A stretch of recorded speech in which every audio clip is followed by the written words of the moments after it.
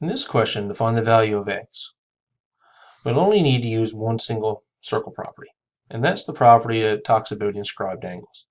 So before we start, I'm going to label these so I can talk about them. So we have point A, B, C, D, and this intersection point here at E, which we won't really use much, but we'll label it anyways. So the first angle I want to look at is angle ABD. Now angle ABD is an inscribed angle.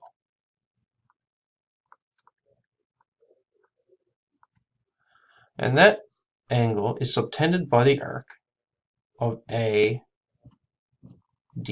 Okay? It's subtended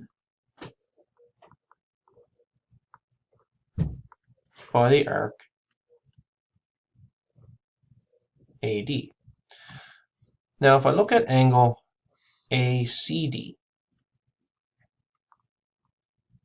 what I notice about angle ACD, where X is located, is that that's also an inscribed angle.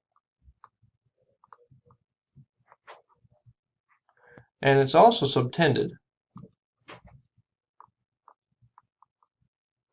by that arc AD. Now, any two inscribed angles that are subtended by the same arc have the same measure. So what that tells me is that X is equal to 34 degrees.